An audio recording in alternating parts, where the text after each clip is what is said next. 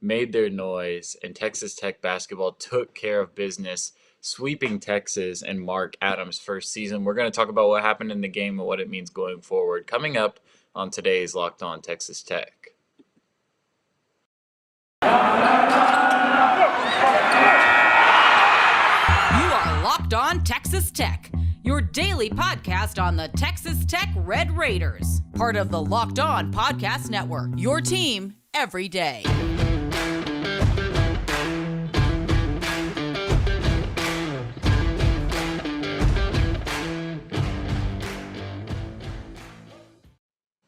Welcome to Locked On Texas Tech, a member of the Locked On Podcast Network. Thanks for making Locked On Texas Tech your first listen every day. I'm Ryan Mainville. I cover Texas Tech for the Dallas Morning News. Want to apologize in advance for maybe some slight differences in my audio quality. This is only temporary. I promise things will be back to normal by the end of this week, but I'm not in my current setup, and I appreciate you joining us anyways. I'm joined by always with Emory Lida, a longtime Texas Tech analyst and writer and podcaster. Today, man, we've got to talk about one of the biggest games that Texas Tech has played all season, obviously knocking off Texas for the second time this year, and they did it in Austin in an arena that was probably 50-50 Texas Tech, Texas fans. All of that is coming up on today's episode, which is brought to you by BetOnline. BetOnline has you covered this season with more props, odds, and lines than ever before. BetOnline, where the game starts. All right, Emory, we had former Texas Tech basketball legend Davide Moretti on the show Friday. You both predicted a low-scoring game. I thought that it was going to be a little bit more high-scoring, and here you go, man. Once again, you're looking like the stat wizard, and obviously Davide knows ball better than the two of us combined. And I mean, we saw that really on display when Texas Tech won 61-55 in Austin on Saturday. Both teams had an effective field goal percentage below 40. A lot of turnovers in this one, a lot of difficult shots, but I mean, overall, Texas Tech got a win. Emory, what are you coming out of this weekend thinking? What did you see from the Red Raiders on Saturday? Well, it's really just about finding a way to win. I mean, this was a game in which if you look at the pure raw box score numbers offensively, they're ugly. There's no other way to get around it. When you have TJ Shannon going 0-4 from the field, and I'll get to his individual performance in a little bit, but just the fact that he didn't hit a single field goal, that's one thing. You struggled from mid-range, struggled from the three. You had kind of struggled with turnovers as well, and that was kind of maybe to be expected without Kevin McCullough. And it just felt offensively like not a ton was going particularly right for you.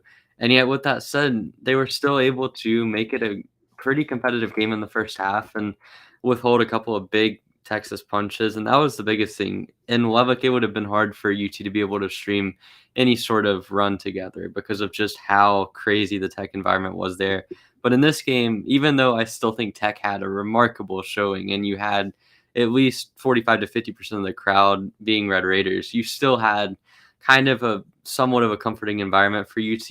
And I think that made it to where they could go on those runs like they did at the end of the first half that Tech was eventually able to counter. And I feel like that was probably the biggest thing for me is this team had multiple chances where it looked like things were going to fall apart. You had at the end of the first half, UT briefly got up by 6. And then at the end of the second half, towards down the stretch, Texas went on a quick 9-0 run to make it a 1-point game. And that was off of the back of 3 straight Tech turnovers. And really, people thought that maybe it would be Tech just folding and kind of letting up based off of the momentum, but yet they were able to come back from that, have multiple really good plays down the stretch, and in spite of it not looking particularly pretty, got the job done. And people have underestimated how good UT is this year, and I think that I can finally say that after Tech has swept them. I think that they're a top 25 team, they're a top 20 team, and I mean, you don't have to like Chris Beard or like Texas to say that they're a good team. So you're going to have to really fight against those teams to be able to come away with a win. And so to be able to do that and have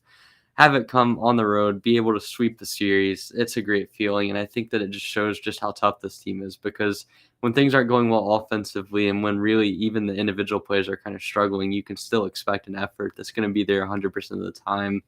And they didn't collapse. And I think that's the biggest positive to take away from this one. I mean, there's some likely contenders. We've got a first half versus TCU, second half versus Kansas State.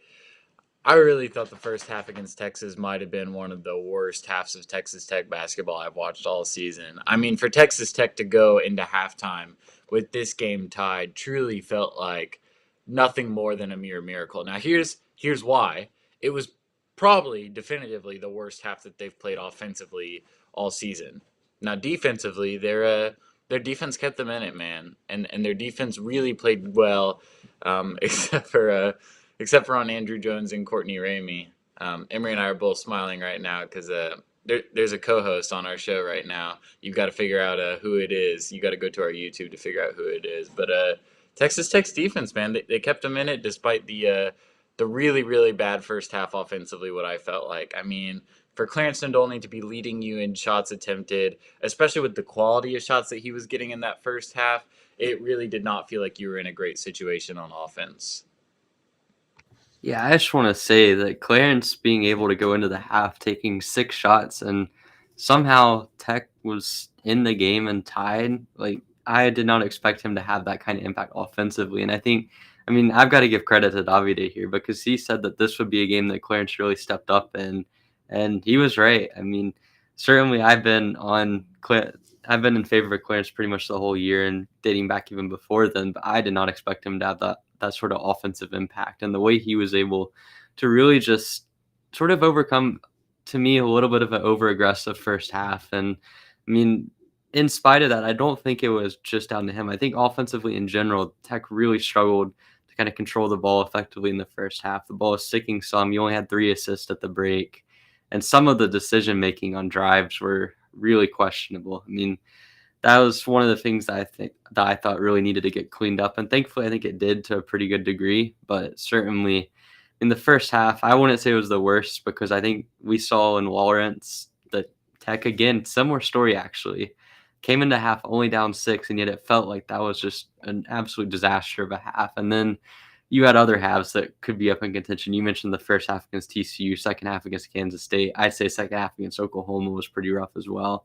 But yeah, I mean, this was not an aesthetically pleasing first half, but when they came into half tied up, you knew that things were going to get better. And I think that's the thing is just being able to trust this team and trust the way that they play defense. And in spite of the fact that Ramey and Andrew Jones went off, it took UT having to hit a bunch of threes to stay in the game. And the more that the game wore on, that felt like it was a good sign for Tech because threes largely down to variance in a lot of cases. And Tech was able to get a lot inside once they kind of figured out what they were doing on drives and not over dribbling. And so I think it was a good sign just to go into half tied up and have that 6-0 run to end the half. And it sort of looked like a good sign going forward.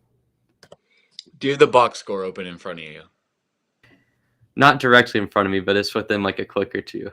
Okay, don't go to it and tell me what you think Texas shot from 3 in this game.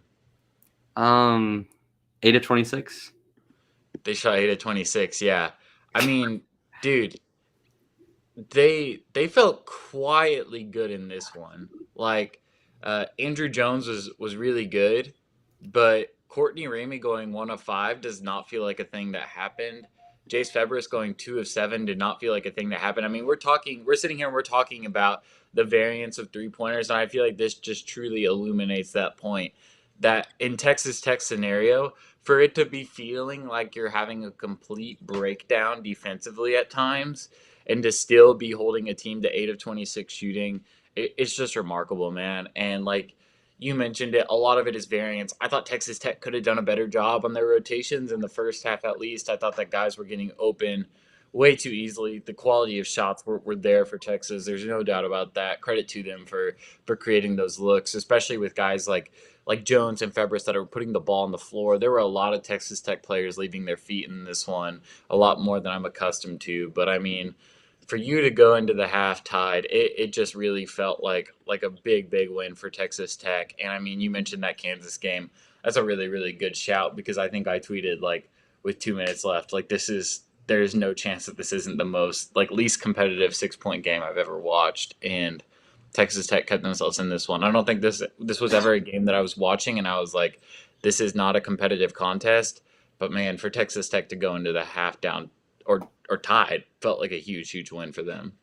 Yeah, I think The 3-point shooting, it felt like watching it live, or at least watching it on rewatch. Spoiler, I didn't actually get to watch it live this time, unfortunately. But getting to watch it the first time through, I felt like the first half to 30 minutes, it felt like UT was shooting a lot better than they actually were. And I feel like the low scoring, slow paced kind of element of this game sort of contributed to that factor. And also, Courtney Ramey hit a couple of pretty difficult mid range shots in this one as well, or where he pump fake, got the defender to fly by, and then stepped in and hit a mid range. I think that might have skewed things, but certainly in the defensive effort to be able to hold UT under 33% shooting from three and really force them to take everything from the perimeter. I mean, you look at their shots, they only took 10 at the rim. And throughout the game, they just were not able to get anything going on the inside. Timmy Allen had a quiet game. Marcus Carr was a liability. And this was a really good game for Tech defensively. And I think it kind of allowed you to shoulder through the offensive issues that were going on throughout the first half and even at points in the second half as well. It gave you the space to really allow Mark Adams to do his second half adjustments that have worked so well all season, and we definitely saw that lead to a victory. I want to talk about some individual performances because there are certainly some notable ones, but first, a word from our sponsor. Football might be over for this season, but basketball is in full steam for both pro and college hoops. From all the latest odds, totals, player performance props to where the next fired coach is going to land, BetOnline.net is the number one spot for all your sports betting needs. BetOnline remains the best spot for all your sports scores, podcasts, and news this season. And it's not just basketball. BetOnline.net is your source for hockey, boxing, and UFC odds, right to the Olympic coverage and information. Head to the website today or use your mobile device to learn more about the trends and action. BetOnline, where the game starts. Thanks for making Locked On Texas Tech your first listen every day. We are here talking about Texas Tech at Texas, even though it really didn't sound like that or feel like that. And the Texas Tech players have been very adamant that it was not that. And I've just loved the confidence. Obviously, it was a great scene in Austin to see all of Red Raider Nation just invading the Erwin Center. A good friend of ours, the guys we worked with for a long time, Jeff Brunson, was kind of the pioneer of that movement. So very cool to see that come to fruition. But man, we could talk about the environment all week, but we're here for analysis, and we got to talk about individual players. And I've got to eat my words because once again, I have not learned my lesson about saying negative things about Clarence Nadolny because it never ends well for me. It always comes back to bite me. Because Clarence Nadolny is he's a player, man. Like, he plays so hard, and even when the game is not his, he finds a way to make it his. It's unbelievable. And so I tweeted at halftime, Texas Tech is probably having one of the worst halves I've watched all season. Clarence Nadolny is getting your first option is a Clarence Nadolny jump shot in this first half. That's a sign that you're in deep trouble. And I still think that's true. Like, I still think that that's not exactly what you want your offense to look like for the remainder of the season. Now, I will say, Clarence Nadolny, man, the way that he was able to just shake off the rust, come back, make the game his, get to the basket, get to the free throw line. I thought that was the really big turning point for him in this game was his aggressiveness and not settling for a jump shot, but rather getting to the rim, getting to the free throw line, forcing the defense to foul him. I thought that was huge. I know that everybody talks about the energy, and that was good. Like, he was Clarence Nadolny. That's who he is. But in this game, his offensive ability to get to the rim was just really impressive, man. And I've just got to I've got to learn just to stop talking about him, dude, because he is just there's some point where just grit and effort and energy take over, and that feels like every single night for Clarence Nadolny. I think we're at a point where we can start saying that just calling him a pure energy player is kind of doing him a bit of a disservice. Oh yeah. Yeah. It's like if you were to call Kevin McCullough a glue guy this year. Yeah. You know? Yeah, 100%. I mean, it'd be like you say a pure energy guy is like Brock Cunningham or a 1 minute a night Avery Benson. Like, those are guys that contribute nothing on the court outside of hustle and fouling and occasionally getting a rebound or two. But I mean, Clarence is a guy, you look at his off-ball value. I think that was the thing that stuck out to me the most offensively. And sure, his driving and ability to get into the paint was really impressive. I think that's certainly a good shout on that end. But I think his ability to cut effectively is something I've noticed in the Kansas game and as well as that against Baylor. But when he's out there, he's able to kind of time it up well. And I think that it opens up a lot of doors for whenever Bryson Williams gets doubled, or even when TJ kind of has a lot of guys paying attention to him on drives. And that's something I noticed is his off-ball movement has improved a lot this year. And as well as that, I mean, his ability to shoot. I mean, I don't know if I like him taking threes. Certainly don't necessarily think that a guy coming into the game shooting 0 of 13 in conference play, taking basically four threes. You had one that was technically on the line, but for all intents and purposes, 4 threes was necessarily a great strategy. But I mean, it worked. He hit more or less 2 threes, and the shot looked pretty good. It looked confident. None of them were necessarily ill-advised per se. They were just probably not shots that you were wanting him to take. And, offensively, just being able to find little points to bring in value. I think his ability to drive is impressive. His off-ball cutting, like I mentioned, that gives him some level of value because, defensively, he's going to bring it. He had an outstanding game. I think his ability to switch onto the bigs a couple of times, especially Christian Bishop, I think at one point had what looked like a pretty advantageous positioning and matchup, and Clarence was able to get a hand in there, disrupt the pass. And he's done that a couple of times. He ended up with 2 steals in the game. But more than that, it's just his tenacity on that end, his ability to go get rebounds, the end of the game rebound where TJ put up a shot and was able to draw the foul. I mean, that's just the effort that he plays with. But it's not just the effort, because that effort's good for like 5 minutes a night. But his ability to play defense and then offensively find little points in the margin to have value, that's what makes him such a good player. And I think it's why he's starting to get more and more minutes, even when everyone's been healthy.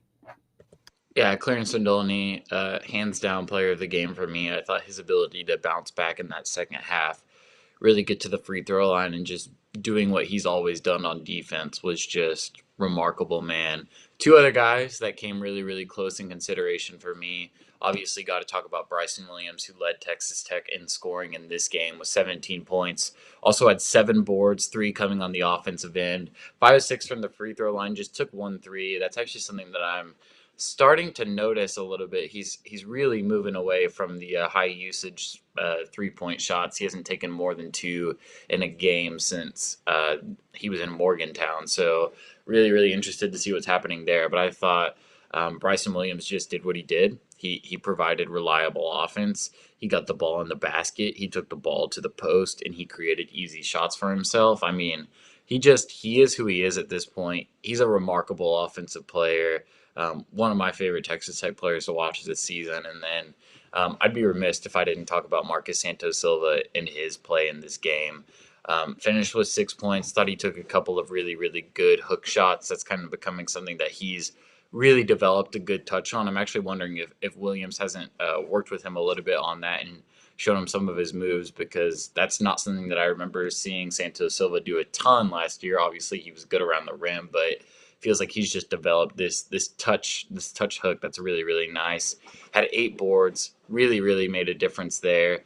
And then the defense, dude, he was guarding the Texas guards like they were his primary assignment. I mean, just a phenomenal game for him defensively. Yeah.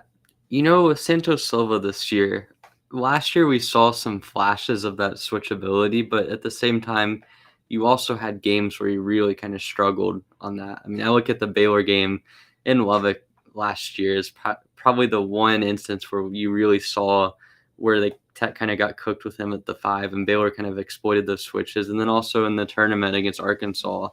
But this year, man, it's like every game he's been able to switch on to guards effectively. And you're right, he's taking them like they're his main assignment. And I think that's just something that I've really been impressed with his development this year. The lateral quickness is there.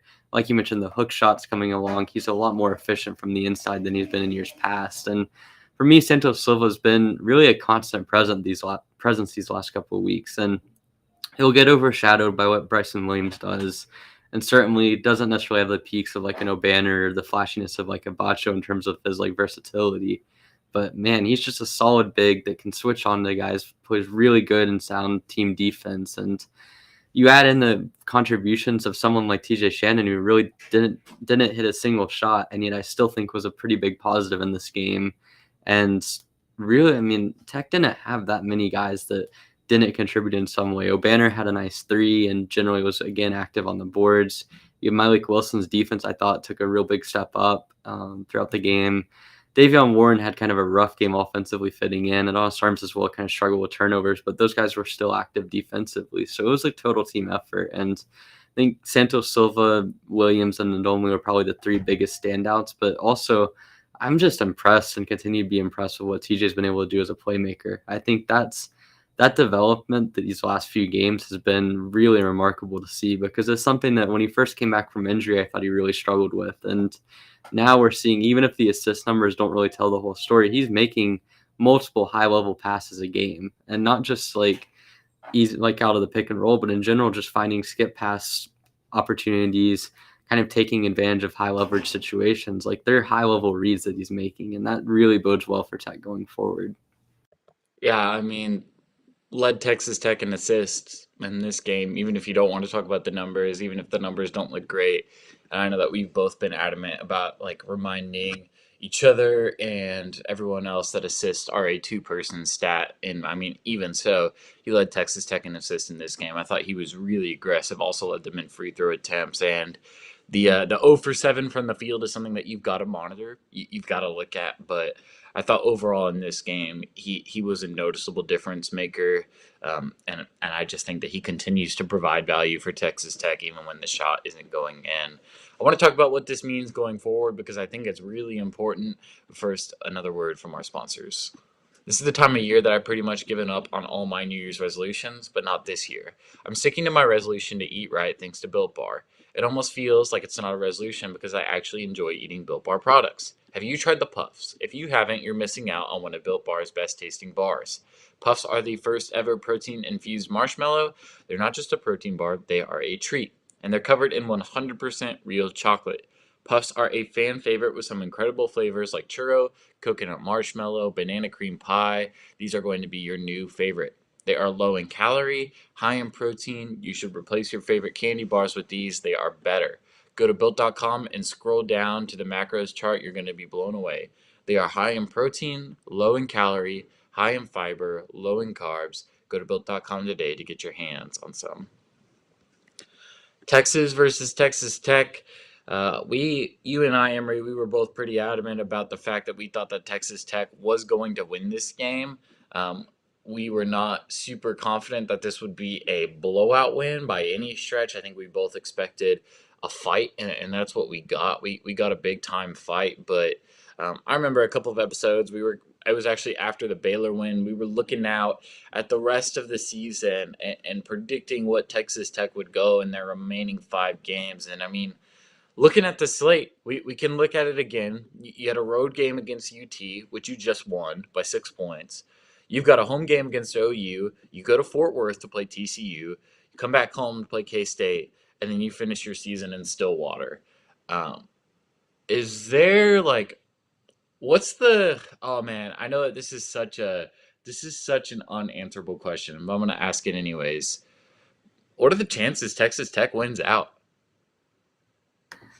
Well, you see, you could look at it from a mathematics standpoint, and I'm not going to do that right now because I don't have the headspace. But I would estimate that if you looked at it from a pure math perspective, it would probably end up being somewhere around 28%.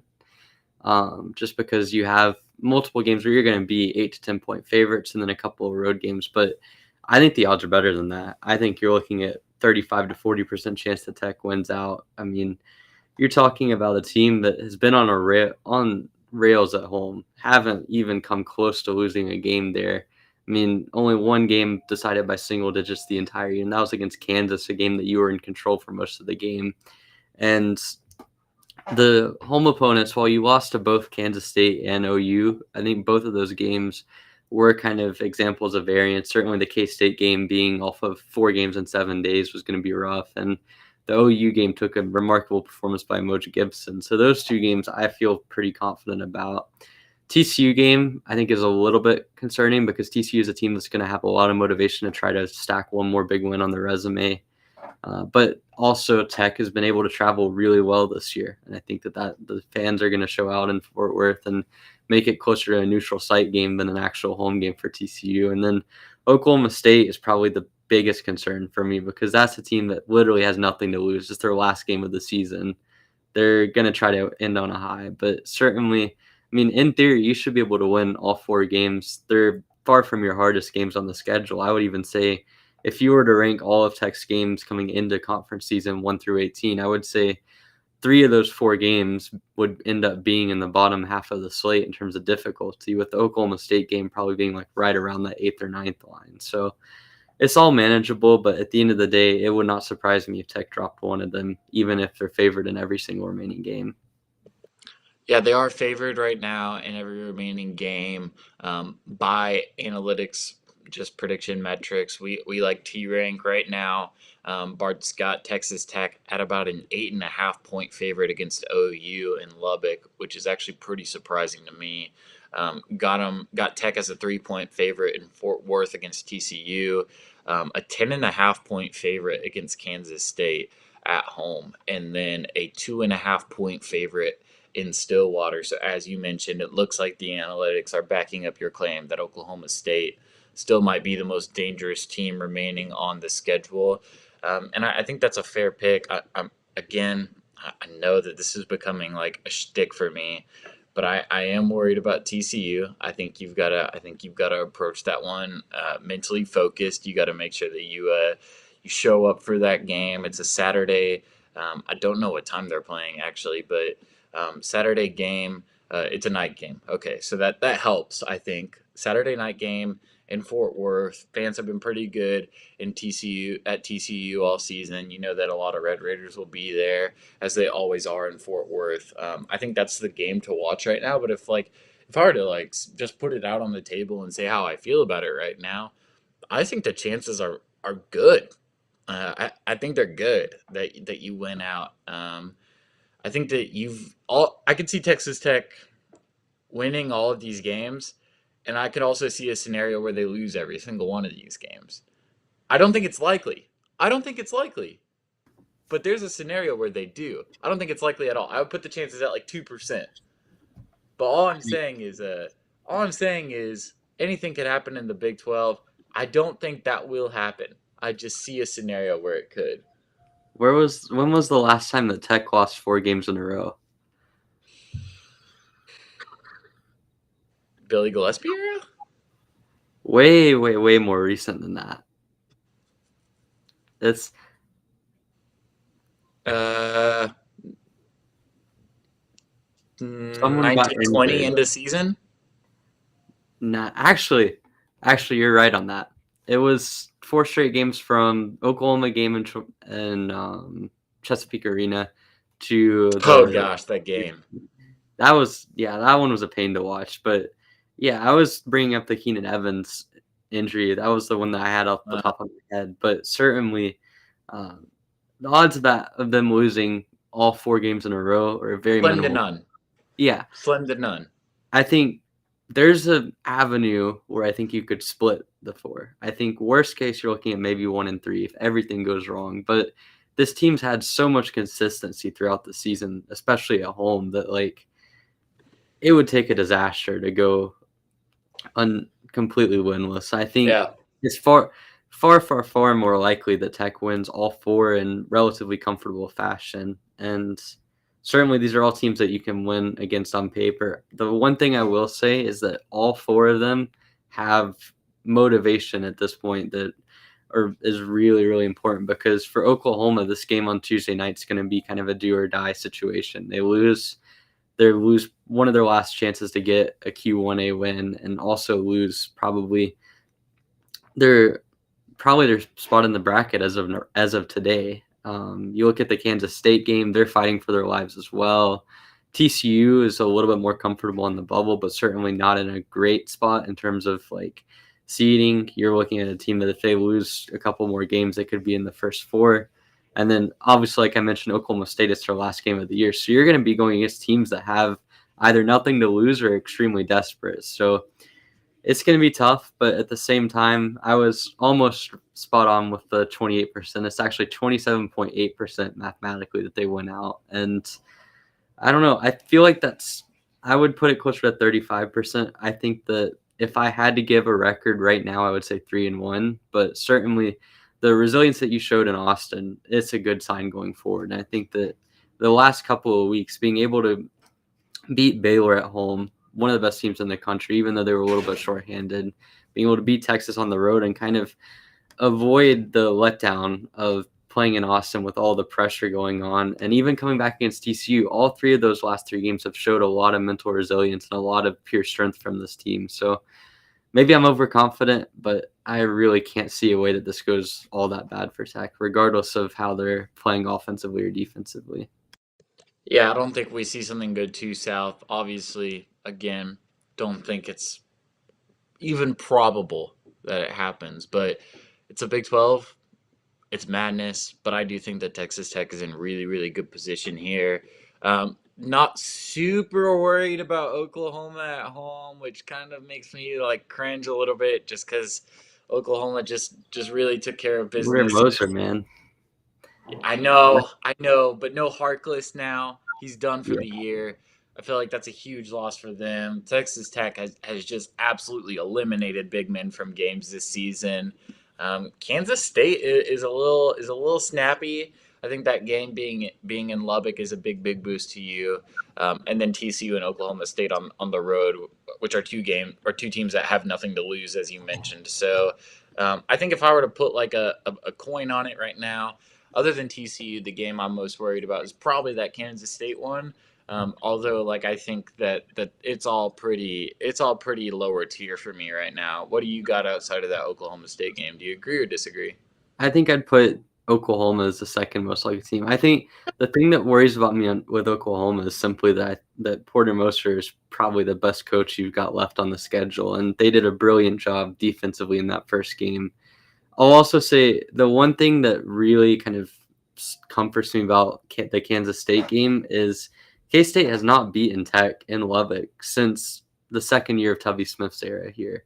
So undefeated through the Beard era in Lubbock. Obviously, you had the win in the last couple of years where K-State wasn't good, but in general, this is a team that Bruce Weber struggled to get K-State winning at home against or on the road against Tech. And I mean, this is also a Kansas State team that has been prone to kind of inconsistent guard play, and especially on the road. And I just think that it's going to be difficult for them to kind of replicate what they did in Manhattan. But who knows? I mean, I'd say TCU is probably the most talented team you've got left on the schedule, but both Oklahoma and Oklahoma State kind of scare me a little bit more. I like that. I like that Moser shout. I think that's a good pick. I mean, he's a guy that just continues to impress me, and every time I turn Oklahoma on, he's a good guy. As you mentioned, Lubbock has been a doghouse for Kansas State in recent years. To close out this episode, let's go with one more trivia time. Emery, who was the player that attempted a dunk contest dunk on a fast break in Lubbock, missed, and allowed Texas Tech to bust open a massive run? Cartier Jara. It was, man. You didn't even hesitate on that. That's a little nod to Davide Moretti. He was on the offensive end after Texas Tech recovered that loose ball. So yeah, man. Hopefully we'll see something similar to that in this one. Yeah, I mean, what can I say? Jara also got in a shouting match with his coach in that game, if I remember correctly. That was very very interesting. We talked. People were talking a lot about TJ Shannon in this past game and some of the debatable things that he did, but certainly nothing came close to Jara openly just ripping into Bruce Weber in the huddle in Lubbock a couple years ago. But man, I mean, he's no longer there. They've got Nigel Pack, outstanding player. We'll cover that in a little bit whenever that game comes up. But certainly K-State has not had a friendly time in Lubbock the last few years. Yeah, hopefully no more shouting matches in this one. Hopefully no coach scrums, man. If Mark Adams were to throw a punch, I think he might go to jail. I mean, that dude's a boxer. I don't think you don't want him throwing punches. Knocked down But a beer one time. he did, man. He's done it, seen it with my own two eyes. One of the most remarkable things I've ever seen. Um, Thank you all for making Locked On Texas Tech your first listen every day. If you missed the Davide Moretti episode, it's still relevant. I know that we're after the Texas game now. Talks a lot about his brother and his recruitment to Texas Tech, his communication with coaches at Texas Tech, Davide's plans to come back in the summer, and just a lot about how much he loves Texas Tech. I highly suggest you go listen to that one. I know that as an ingester of content, I would like to listen to this episode, and that's not something that I try to pin on a lot of our episodes, because mainly it's just me rambling about TCU and why I think they're so good. But in the meantime, keep up with us on Twitter. You can follow me at rmainvillelbk. You can follow Emery at eraser41, and you can follow the official Locked On Texas Tech Twitter page at Locked On TTU.